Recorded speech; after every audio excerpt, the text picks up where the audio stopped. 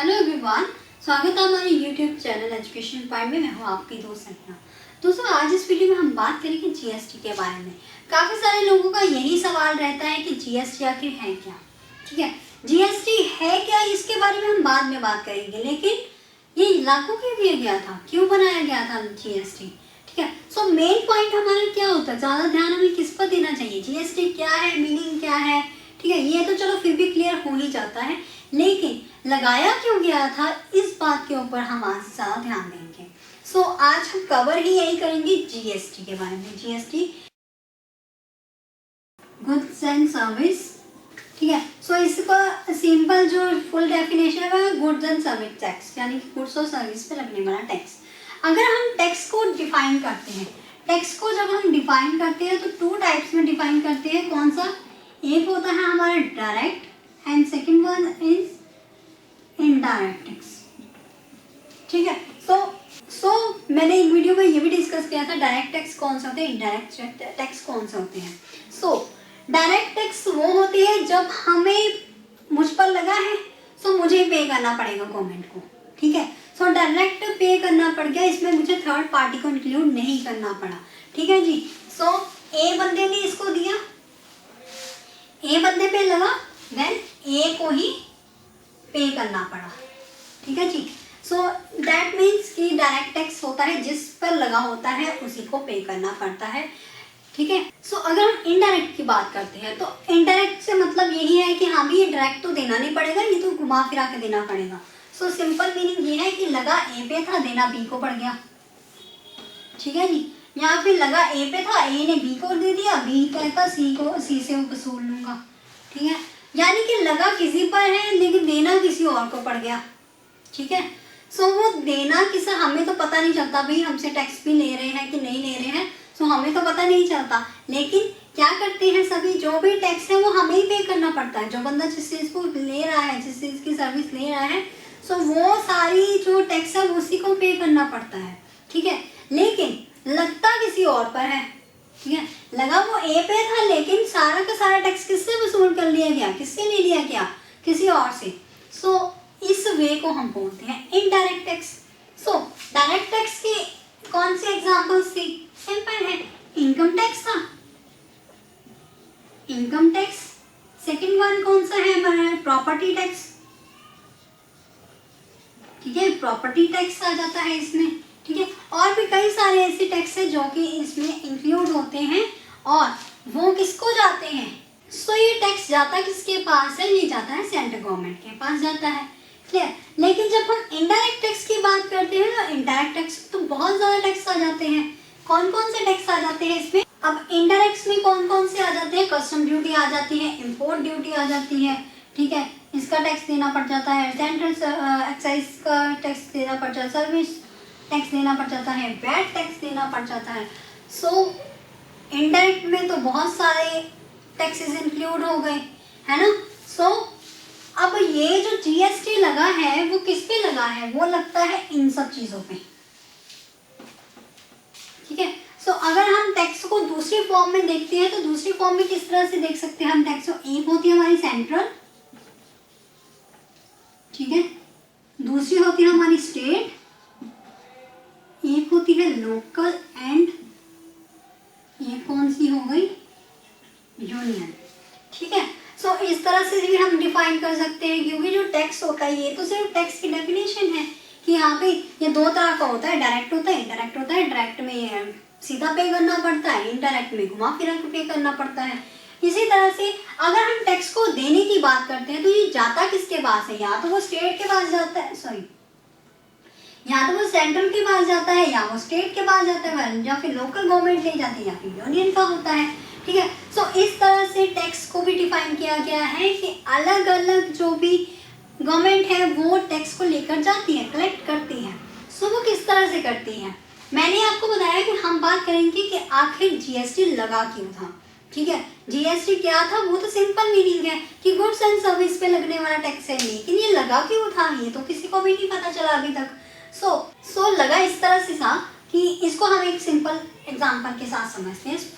For example, जब हम किसी भी प्रोडक्शन की बात करते हैं, ठीक है, जब हम प्रोडक्शन की बात करते हैं, किसी भी चीज़ को प्रोड्यूस करने की बात करते हैं, ठीक है, सो जब हम प्रोड्यूस की बात करते हैं, प्रोडक्शन की बात करते हैं, सो उस टाइम पे हमें क्या देना पड़ जाता है, एक्साइज ड्यूटी। ठीक है, उस टाइम पे हमें क्या देनी पड़ जाती है, एक्साइज ड्यूटी। और एक्साइज ड्यूटी कौन लेके जाती है, हमारी सेंट्रल गवर्नमेंट। ठीक है जी, वो हमें देना पड़ जाता है सेंट्रल गवर्नमेंट। सो जैसे ही हमने किसी चीज़ की प्रोडक्शन की है, जिस कंपनी ने किसी चीज़ की प्रोडक्शन की है, सो उसे सबसे पहले क्या देना पड़ जाएगा, एक्साइज ड्यूटी देनी पड़ जाएगी। किसको, सेंट्रल गवर्नमेंट को। लेकिन अब यहाँ पे बात आती है कि अगर कोई फर्म किसी चीज़ को बना रही है, सो ऑब्वियसली वो उस चीज़ को पहले खरीद तो रही होगी, ठीक है, रॉ मटेरियल को लेके आती होगी। सो रॉ मटेरियल पर भी उसको कुछ ना कुछ तो पे करना ही पड़ा होगा, कुछ ना कुछ तो उसने टैक्स पे किया ही होगा, राइट। सो इस तरह से क्या हो रहा है, ये लेवल हो रहे हैं, अलग अलग लेवल पे हमें अलग अलग चीज़ों को पे करना पड़ रहा है। क्लियर। सो हम सिंपल समझते हैं कि जब हमने प्रोडक्शन की, देन उस चीज पे हमें क्या देना पड़ गया, यहाँ पर टैक्स देना पड़ गया सेंट्रल गवर्नमेंट को। ठीक है जी। फॉर एग्जाम्पल सपोज ये मार्कर ही है मेरे पास, ठीक है। सो ये मार्कर अगर ये बना है, किसी भी कंपनी ने बनाया है, किसी भी फर्म ने बनाया है, किसी भी बिजनेस वालों ने बनाया है, सो उसने इसको बनाने के लिए इसका पहले रॉ मटेरियल खरीदा होगा, ठीक है। डायरेक्ट तो ये बन नहीं गया ना, प्रोडक्शन सीधे तो हुई नहीं है इसकी। सो उसने पहले रॉ मटेरियल खरीदा है, ठीक है, उस पर उसको कुछ ना कुछ चार्ज लगा होगा। देन उसने जब इसको बना लिया, ठीक है, सो फर्म ने मार्कर बना लिया, मार्कर उसने बना लिया उसकी 2 रुपये में, ठीक है। सो 2 रुपये में उसने मार्कर को तैयार कर लिया। अब उसको पता चल गया कि हाँ भाई 2 रुपये का ये मार्कर बन गया है, अब मैं इसे आगे देने के लिए तैयार हूँ। लेकिन आगे देने के लिए उसको क्या करना पड़ गया, सेंट्रल गवर्नमेंट को एक्साइज ड्यूटी देनी पड़ गई, ठीक है, टैक्स देना पड़ गया। तो टैक्स जब देगा, सो सेंट्रल गवर्नमेंट ने कह दिया कि आप अगर इसको 2 रुपये में बेचने जा रहे हो या सेल करने जा रहे हो, अगर आप सेल करने जा रहे हो तो मुझे पहले टैक्स दो। अब इसने टैक्स कितना मांग लिया, 3, ठीक है, 3 रुपीज़ इसने टैक्स मान लिया। सिर्फ एग्जाम्पल के तौर पे आपको समझा रही हूँ ताकि आपको समझ में आ जाए कि किस तरह से इसका लेवल इंक्रीज हो रहा था, किस तरह से हमें टैक्स पे करना पड़ रहा था।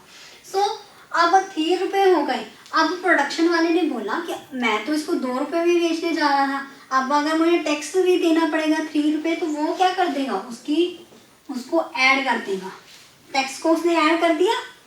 देन ये पेन की कॉस्ट क्या पड़ गई, ये मार्केट की कॉस्ट होगी 5 रुपीज़, ठीक है जी। सो उसने अब ये टैक्स को भी ऐड कर दिया, ठीक है।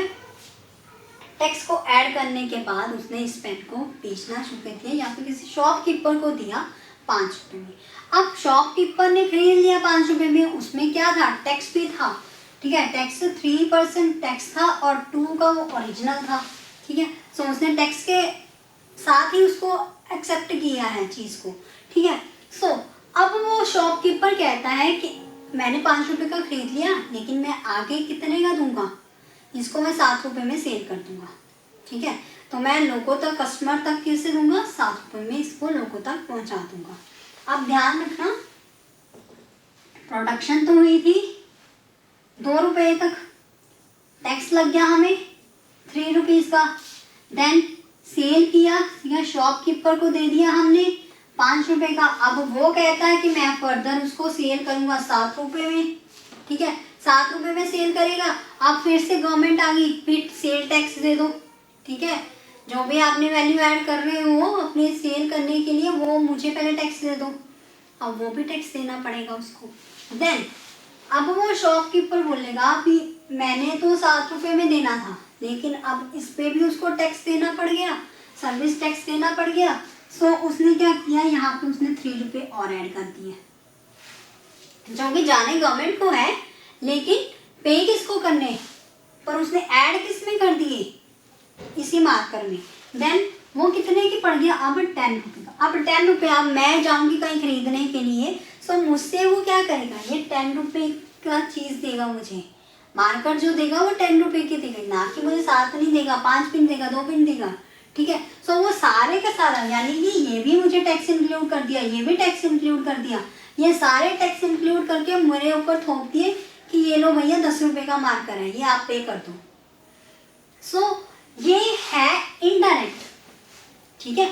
सो पे किसको करना पड़ गया, ये हमें पे करना पड़ गया, यानी कि जो इस चीज को कंज्यूम कर रहा है, ठीक है। सो किसके ऊपर चला गया, जो इस चीज को कंज्यूम कर रहा है, ठीक है। सारा टैक्स तो उसने पे किया है। इन लोगों ने क्या पे किया, कुछ भी नहीं। इन लोगों ने प्रॉफिट कमा लिया, इन्होंने टैक्स भी दे दिया, पूरा का पूरा अमाउंट भी रख लिया, टैक्स तो हमने पे किया सारा, ठीक है। सो इस तरह से अलग अलग लेवल चलता रहा और वो वैसे वैसे क्या करते गए, टैक्स को ऐड करते गए। अब आप एक चीज ध्यान देना कि जब हमने प्रोडक्शन की 3 रुपए का टैक्स तो ऑलरेडी हमने ऐड कर दिया था, टैक्स पे कर दिया था हमने, 5 रुपए का आगे उसने सेल किया, सो देन उसने फिर से टैक्स लगा दिया, ठीक है। जबकि टैक्स उसको पे करना था, ठीक है, लेकिन वो हम पे लगा रहा है, ठीक है। सो उसने प्रोडक्ट की जो भी क्वालिटी है, जो भी प्राइस है, उसको इंक्रीज करके वो टैक्स हम पे उसने लगा दिया। सो ये सारा टैक्स एक तरह से ऐड ही हो गया,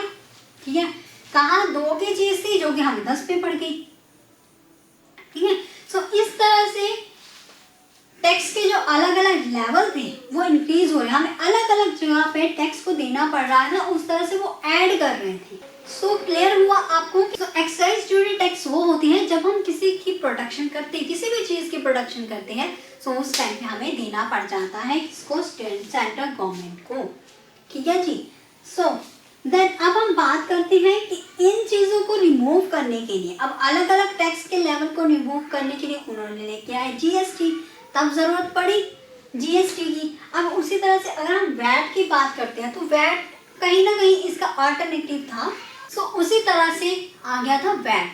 वैट पे आप लोगों ने काफी सुना होगा, वैल्यू एडेड टैक्स। जितनी आपने प्रोडक्शन की है उसके बाद जब आप सेल करोगे उसमें कितनी वैल्यू ऐड कर रहे हो आप अपनी प्रोडक्शन की, ठीक है। आपने रॉ मटेरियल खरीदा है, किसी 50 रुपीज में आपने रॉ मटेरियल खरीदा है, उस पर आपने 50 रुपीज की वैल्यू ऐड कर दी है, ठीक है। उस प्रोडक्ट पे ऊपर आपने 50 रुपीज से अपनी वैल्यू ऐड कर दी है कि हाँ भाई इसको तोड़ मरोड़ कर जैसे भी चीज को नया बना के मैंने मार्केट में लेके जाना है, तो उससे सारी कॉस्ट मैंने इसमें ऐड कर दी है। सो वैल्यू एडेड टैक्स भी आपको पे करना पड़ता था, वो एक तरह से ऑल्टरनेटिव था, काफी इससे बेनिफिट हुआ था, क्योंकि इससे जो है आपके टैक्स का जो लेवल है वो डिक्रीज हो जाता था, ठीक है। आपको थोड़ा बहुत इस पर रिलैक्सेशन मिल जाती थी, ठीक है। सो वैट जो था यो भी इसका ऑल्टरनेटिव था एक तरह से, ठीक है। लेकिन उन्होंने क्या किया कि सारी चीजों को रिमूव कर दिया और लेकर आ गए जीएसटी।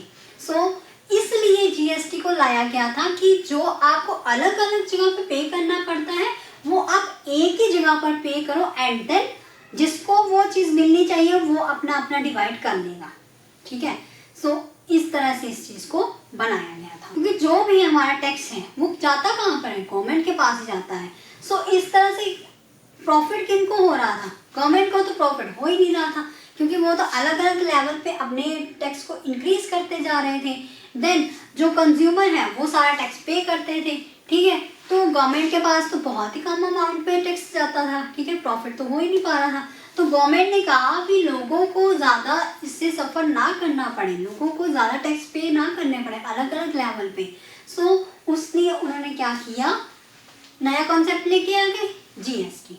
अब जीएसटी है क्या, GST goods and service tax, यानी कि जो भी गुड्स एंड सर्विस है, टैक्स तो हम पे कर ही रहे थे, चाहे वो गुड्स है चाहे वो सर्विस है, ठीक है। तो टैक्स तो हम पे कर ही रहे थे, लेकिन उसने बोले कि पहले हमें अलग अलग उसके नाम लिखे होते, excise duty, entertainment tax, service tax, VAT tax, ठीक है, इस तरह से अलग अलग उसको डिफाइन किया होता। लेकिन उसने क्या कर दिया कि जो भी गुड्स और सर्विस पे लगता है उसको टैक्स को, सो इसमें उसने क्लियर कर दिया कि जो भी गुड्स और सर्विस पे लगने वाला टैक्स है उसको कहा जाता है जीएसटी, क्लियर। सो अब गुड्स क्या है, जो भी चीज आप दे के किसी सामान के रूप में उसको एक्सेप्ट करते हो, ठीक है, आपने किसी को पैसे दिए, देन आपको वो चीज प्रोवाइड की गई है, उसको हम बोल देते हैं गुड्स, ठीक है जी। सो अगर मैंने किसी को चीज, अब जैसे मार्कर था, मैंने 10 रुपए दिए, देन मैंने मार्कर खरीद लिया, ठीक है। सो ये चीज क्या हो गई, ये गुड्स है एक तरह से, ठीक है। सो उसी तरह से अगर हम सर्विस की बात करते हैं, सो यहाँ पर मैं खड़ी होकर आपको क्या दे रही हूँ, तरह से सर्विस दे रही हूँ, आप मुझे पे तो नहीं कर रहे हो, क्लियर।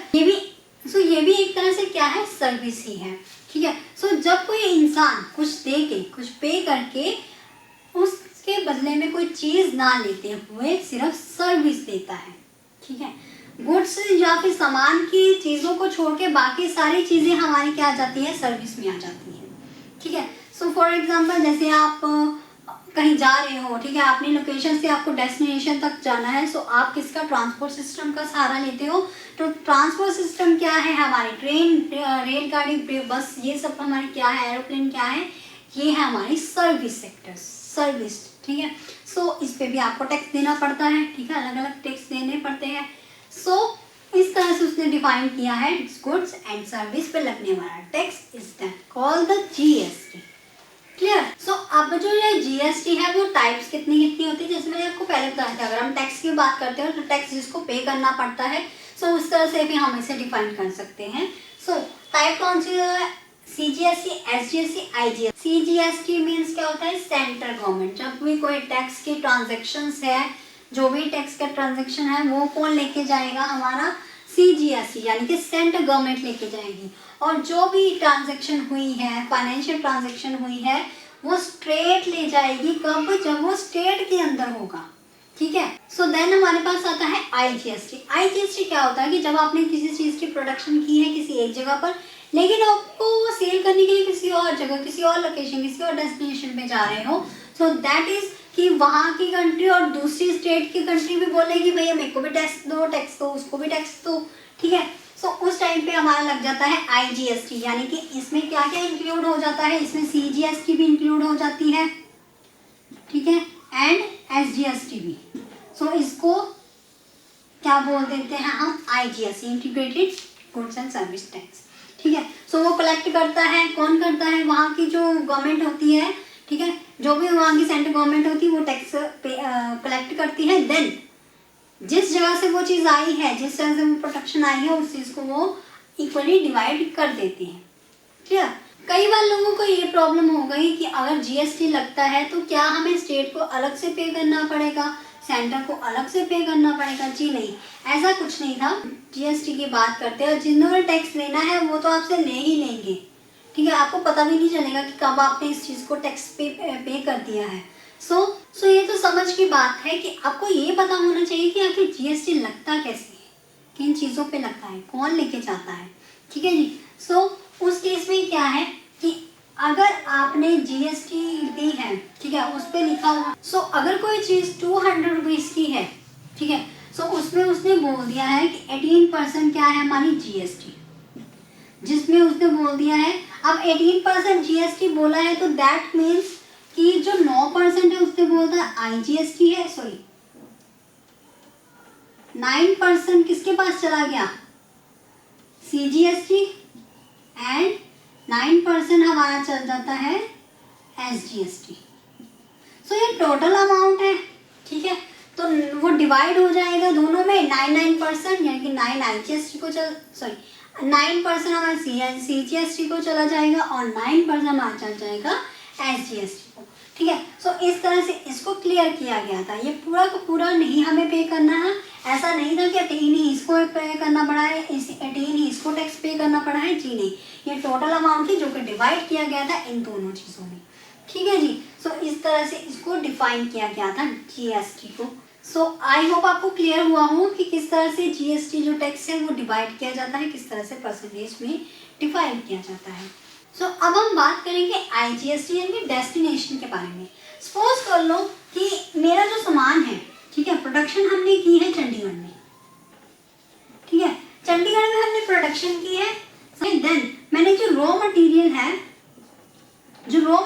वो भी मैंने चंडीगढ़ से ही खरीदा है, लेकिन अब वो जाता किसी और जगह पे है। ठीक है, किसी और कंट्री ने, किसी और स्टेट ने मेरे पर डिमांड कर दी है, दिल्ली ने डिमांड कर दिया, मुंबई ने डिमांड कर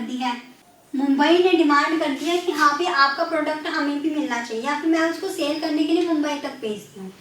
देन अब देखो, प्रोडक्ट तो मेरा था, रॉ मटेरियल भी मैंने चंडीगढ़ से लिया, लेकिन वो बिकने के लिए किसी और जगह पे जाता है, कंज्यूम कोई और कर रहा है। ठीक है जी, कंज्यूमिंग वहाँ पे हो रही है। देन अब ये क्या करेगा, ये उस चीज़ को क्या कर रहा है, सेल कर रहा है।